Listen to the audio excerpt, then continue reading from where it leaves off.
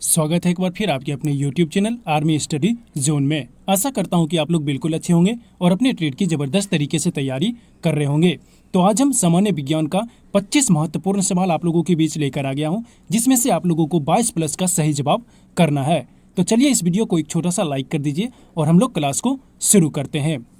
तो आज हम साइंस का जितने भी क्वेश्चंस करेंगे वो सभी आपके आर्मी के एग्जाम के लिए बहुत ही महत्वपूर्ण होने वाले हैं। तो आप लोगों को वीडियो को पूरा जरूर देखना है। तो आज का हमारा पहला क्वेश्चन हमें बोलता है, किस माध्यम में ध्वनि की चाल न्यूनतम होती है? जल में, हवा में, पारे में, लोहे में। तो इस क्वेश्चन का जवाब जिस भाई ने ऑप्शन नंबर बी यानी कि हवा में किया है वो बिल्कुल सही जवाब किए हैं। अब बढ़ेंगे अगले क्वेश्चन की ओर। अगला क्वेश्चन देखो, हमारा दूसरा क्वेश्चन हमें क्या बोलता है, एक्स विकिरण की खोज की थी। ठीक है, पहला ऑप्शन दे रखा है थॉमसन, वागस, जॉनसन, रोंटजन। अब इस क्वेश्चन का जवाब जिस भाई ने ऑप्शन नंबर डी यानी कि रोंटजन दिया है वो बिल्कुल सही जवाब किए हैं। अब बढ़ेंगे अगले क्वेश्चन की ओर। अगला क्वेश्चन देखो, हमारा 3 नंबर हमें क्या बोलता है, पानी का अधिकतम घनत्व है। पहला ऑप्शन दे रखा है 0 degree Celsius, 4 degree Celsius, 25 degree Celsius और 50 डिग्री सेल्सियस। तो इस क्वेश्चन का जवाब जिस भाई ने ऑप्शन नंबर बी यानी कि 4 डिग्री सेल्सियस दिया है वो बिल्कुल सही जवाब किए हैं। अब बढ़ेंगे अगले क्वेश्चन की ओर। अगला क्वेश्चन देखो, हमारा एक जबरदस्त क्वेश्चन है, न्यूटन की गति का तीसरा नियम किसमें प्रयोग होता है? तीरंदाजी, अंतरिक्षयान, ए और बी दोनों, पतंगबाजी। तो इस क्वेश्चन का जवाब जिस भाई ने ऑप्शन नंबर सी यानी कि ए और बी दिया है, यानी कि तीरंदाजी और अंतरिक्षयान, ठीक है, ए और बी दोनों दिया है, वो बिल्कुल सही जवाब किए हैं। अब बढ़ेंगे अगले क्वेश्चन की ओर। अगला क्वेश्चन देखो हमें क्या बोलता है, हवा में नाइट्रोजन की मात्रा है 1%, 50%, 78% और 29%। तो इस क्वेश्चन का जवाब जिस भाई ने ऑप्शन नंबर सी यानी कि 78% किया है वो बिल्कुल सही जवाब किए हैं। अब देखो अगला क्वेश्चन जो है वो हमें क्या बोलता है, निम्न में से कौन सा एक पानी में घुलनशील नहीं है? ठीक है, lead sulphate, zinc sulphate, calcium sulphate, sodium sulphate. तो इस क्वेश्चन का जवाब जिस भाई ने ऑप्शन नंबर ए यानी कि लेड सल्फेट दिया है वो बिल्कुल सही जवाब दिए हैं। अब देखो हमारा जो है अगला क्वेश्चन वो हमें क्या बोलता है कि निम्न में से कौन सा रासायनिक मिश्रण का संभावित इकाई है? पहला ऑप्शन है एटॉम, इलेक्ट्रॉन, प्रोटॉन, ठीक है, मॉलिक्यूल। तो इस क्वेश्चन का जवाब क्या हो जाएगा? तो इस क्वेश्चन का जवाब जिस भाई ने ऑप्शन नंबर डी यानी कि मॉलिक्यूल किया है वो बिल्कुल सही जवाब किए हैं। अब देखो हमारा जो है अगला क्वेश्चन हमें क्या बोलता है कि निम्न में से कौन सी गैस वातावरण का हिस्सा नहीं है? ठीक है, तो हमारा देखो पहला ऑप्शन है nitrogen, chlorine, carbon dioxide, oxygen. तो ऑक्सीजन, कार्बन डाइऑक्साइड और क्या कहते हो हम लोग यहाँ पे नाइट्रोजन, ये सब जो है वो हमारे वायुमंडल का हिस्सा है। और कौन नहीं है? तो क्लोरीन जो है वो हमारे वायुमंडल का हिस्सा नहीं है। तो इस क्वेश्चन का जवाब क्या हो जाएगा? ऑप्शन नंबर बी जिन्होंने दिया है वो बिल्कुल सही जवाब किए हैं। अब देखो हमारा 9वां क्वेश्चन हमें क्या बोलता है, ग्लूकोज का सूत्र क्या है? पहला ऑप्शन दे रखा है C12H6O6, दूसरा ऑप्शन दे रखा है C6H12O6, तीसरा दे रखा है CH12O6 और चौथा ऑप्शन दे रखा है C12HO6। तो इस क्वेश्चन का जवाब जिस भाई ने ऑप्शन नंबर बी यानी कि C6H12O6 दिया है वो बिल्कुल सही जवाब दिए हैं। अब हम लोग बढ़ेंगे अपने अगले क्वेश्चन यानी कि 10 नंबर की तरफ। ये देखो मैं क्या बोलता है कि मनुष्य में खून की कमी का कारण है। पहला ऑप्शन दे रखा है vitamin C, vitamin B12, vitamin A और विटामिन डी। तो इस क्वेश्चन का जवाब जिस भाई ने ऑप्शन नंबर बी यानी कि विटामिन B12 दिया है वो बिल्कुल सही जवाब दिए हैं। ठीक है, तो ज़बरदस्त तरीके से सारे पेपर्स को हम लोग क्लियर करते आ रहे हैं। पिछले 2 महीने से हमारा चैनल जो है पिछले 2 महीने से शुरू किया गया है आप लोगों के लिए, और ज़बरदस्त तरीके से यहाँ पर पेपर लगातार हम लोग करवाते आ रहे हैं। तो अभी पिछले कुछ दिनों में ओरिजिनल पेपर हुए नहीं है तो हमने ओरिजिनल पेपर अभी तक लिया नहीं है। ये सभी जितने भी क्वेश्चन है वो आपके पिछले साल आर्मी के एग्जाम में पूछे हुए क्वेश्चन हैं, तो वही हम आपको करवा रहे हैं। ठीक है, अब जैसे ही नया पेपर होना शुरू होगा तो पिछले ईयर का जितना भी पेपर और अभी जो नए पेपर होंगे वो सारे मैं आप लोगों को करवाती चलूँगा। ठीक है, अब देखो हमारा अगला क्वेश्चन 11 नंबर हमें क्या बोलता है, चेहरे में कितनी हड्डियाँ होती है? ठीक है, देखने से तो पता नहीं लगता कि चेहरे में हड्डियाँ होती है, लेकिन भाई साइंस के अनुसार चेहरे में भी हड्डियाँ होती है। तो देखो पहला ऑप्शन दे रखा है 20, 14, 13, 12। तो इस क्वेश्चन का जवाब क्या हो जाएगा? ऑप्शन नंबर बी यानी कि 14 हो जाएगा। ठीक है, यानी कि 14 जिन्होंने दिया है ऑप्शन नंबर बी वो बिल्कुल सही जवाब किए हैं। ठीक है, अब हम लोग बढ़ेंगे अपने अगले क्वेश्चन की ओर।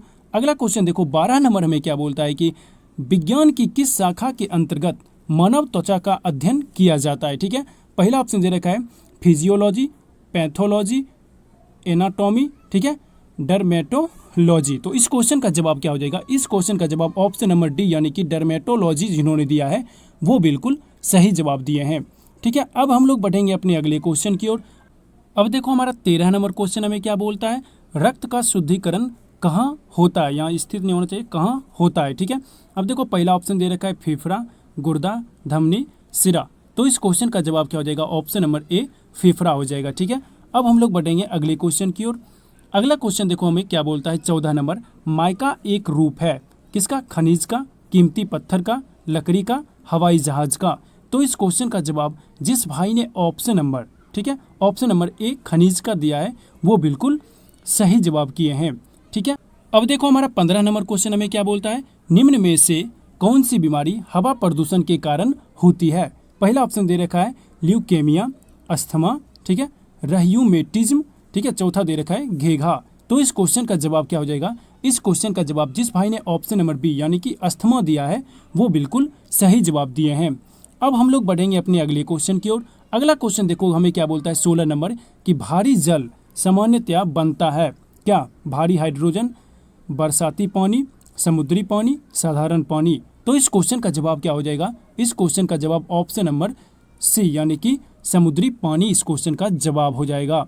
अब हम लोग बढ़ेंगे अपने अगले क्वेश्चन की ओर। तो यहाँ से हमारा 17 नंबर क्वेश्चन आप लोग देख सकते हो, निम्न में से कौन सा प्राथमिक रंग नहीं है बोल रहा है। ठीक है, तो लाल, हरा, नीला ये तीनों क्या है?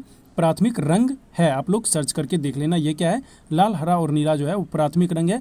तो इस क्वेश्चन का आंसर क्या हो जाएगा? ऑप्शन नंबर डी, ये सभी जो है वो प्राथमिक रंग है। ठीक है, तो जिन्होंने ऑप्शन डी किया है वो बिल्कुल सही जवाब किए हैं। अब बढ़ेंगे हम लोग अपने अगले क्वेश्चन की ओर। अगला क्वेश्चन देखो हमें क्या बोलता है कि बिजली की खपत की इकाई है। अब देखो चारों ऑप्शन आपके सामने आ रखा है। ठीक है, तो अब देखो हमारा पहला ऑप्शन क्या हमें बोलता है कि मेगावाट घंटा, ठीक है, किलो वाट घंटा, दूसरा दे रखा है मिली वाट घंटा, चौथा ऑप्शन दे रखा है ग्राम वाट घंटा। तो इस क्वेश्चन का जवाब क्या हो जाएगा? इस क्वेश्चन का जवाब जिस भाई ने ऑप्शन नंबर बी यानी कि किलो वाट घंटा किया है वो बिल्कुल सही जवाब किए हैं। अब हम लोग बढ़ेंगे अपने अगले क्वेश्चन की ओर। अगला क्वेश्चन देखो 19 नंबर हमें क्या बोलता है कि जब भोजन को लंबे समय तक पकाया जाता है तो यह नष्ट हो जाता है। क्या नष्ट हो जाता है? तो ऑप्शन में दे रखा है प्रोटीन, फॉलिक एसिड, आवश्यक वसा अम्ल, इनमें से कोई नहीं। तो इस क्वेश्चन का जवाब जिस भाई ने ऑप्शन नंबर ए दिया है, ठीक है, प्रोटीन दिया है वो बिल्कुल सही जवाब किए हैं। अब बढ़ेंगे अगले क्वेश्चन की ओर। अगला क्वेश्चन देखो 20 नंबर हमें क्या बोलता है कि सभी जीवित कोशिका की प्लाज्मा मेम्ब्रेन होती है। अब देखो पहला ऑप्शन दे रखा है अपारगम्य, चयनित पारगम्य, ठीक है, पारगम्य, अर्धपारगम्य। तो इस क्वेश्चन का जवाब क्या हो जाएगा? इस क्वेश्चन का जवाब जिस भाई ने ऑप्शन नंबर डी, ठीक है, जिन्होंने ऑप्शन नंबर डी अर्धपारगम्य दिया है वो बिल्कुल सही जवाब किए हैं। अब हम लोग बढ़ेंगे अपने अगले क्वेश्चन की ओर। अगला क्वेश्चन देखो 21 नंबर हमें क्या बोलता है कि बेकिंग सोडा का रासायनिक नाम क्या है? तो sodium bicarbonate, sodium bisulphate, potassium carbonate, इनमें से कोई नहीं। तो इसका जवाब जो है जिस भाई ने ऑप्शन नंबर ए यानी कि सोडियम बाइकार्बोनेट दिया है वो बिल्कुल सही जवाब किए हैं। अब हम लोग बढ़ेंगे अपने अगले क्वेश्चन की ओर। अगला क्वेश्चन देखो 22 नंबर हमें क्या बोलता है कि बाह्य कक्षा में उपस्थित इलेक्ट्रॉन कहलाते हैं। अब देखो उदासीन इलेक्ट्रॉन, कक्षीय इलेक्ट्रॉन, संयोजी इलेक्ट्रॉन, इनमें से कोई नहीं। तो इस क्वेश्चन का जवाब जो है जिस भाई ने ऑप्शन नंबर सी यानी कि संयोजी इलेक्ट्रॉन दिया है वो बिल्कुल सही जवाब किए हैं। अब हम लोग बढ़ेंगे अपने अगले क्वेश्चन की ओर। 23 नंबर क्वेश्चन देखो हमें क्या बोलता है कि लाल वर्ण लाल कर्णिकाओं के निम्न में पाया जाता है? Haemoglobin, anthocyanin, xanthophyll, carotene. तो चारों ऑप्शन आप लोगों ने अच्छे तरीके से पढ़ लिया है। तो इस क्वेश्चन का जवाब जिस भाई ने ऑप्शन नंबर, ठीक है, ऑप्शन नंबर ए हीमोग्लोबिन किया है वो बिल्कुल सही जवाब किए हैं। अब हम लोग बढ़ेंगे अपने अगले क्वेश्चन की ओर। अगला क्वेश्चन देखो हमें क्या बोलता है कि किस धातु में विद्युत धारा प्रवाहित होती है? पहला दे रखा है सिलिकॉन, सल्फर, ग्रेफाइट, इनमें से कोई नहीं। तो इस क्वेश्चन का जवाब क्या हो जाएगा? इस क्वेश्चन का जवाब ऑप्शन नंबर सी हो जाएगा, ठीक है, ग्रेफाइट। यहाँ पे धातु है, यहाँ पे क्या कर देंगे, अधातु आप लोग कर लेना। क्वेश्चन टाइप करने में थोड़ा सा मिस्टेक हो गया, किस अधातु में विद्युत धारा प्रवाहित होती है, ठीक है। तो आंसर क्या हो जाएगा, ग्रेफाइट, ऑप्शन नंबर सी हो जाएगा, ठीक है। आप लोग थोड़ा सा क्वेश्चन में मिस्टेक्स हो गई थी, उसको सही कर लेना। अब हम लोग बढ़ेंगे अपने अगले क्वेश्चन की ओर। अगला क्वेश्चन देखो 25 नंबर में क्या बोलता है, किसकी कमी से एनीमिया रोग होता है। पहला ऑप्शन दे रखा है कैल्शियम, लोहा, आयोडीन, फ्लोरीन। तो इस क्वेश्चन का जवाब क्या हो जाएगा, इस क्वेश्चन का जवाब जिस भाई ने ऑप्शन नंबर बी यानी कि लोहा किया है वो बिल्कुल सही जवाब किए हैं। तो इस तरीके से हमने 25 क्वेश्चंस को ज़बरदस्त तरीके से क्लियर कर लिया है। आप लोगों का कितना सही हुआ है, ठीक है, वो आप लोग लाइव सेक्शन या फिर कमेंट बॉक्स में ज़रूर सबमिट करना, ठीक है। तो आशा करता हूँ कि आज का क्लास आप लोगों को ज़बरदस्त लगा होगा। तो इस वीडियो को एक छोटा सा लाइक ज़रूर करिएगा और मेरे चैनल को सब्सक्राइब नहीं किए हो अभी तक तो सब्सक्राइब भी ज़रूर कर लीजिएगा और बेल आइकन को भी प्रेस करना मत भूलिएगा। तो मिलेंगे कल फिर रात के 8 बजे में जीके वाले और जीएस वाले क्लास में।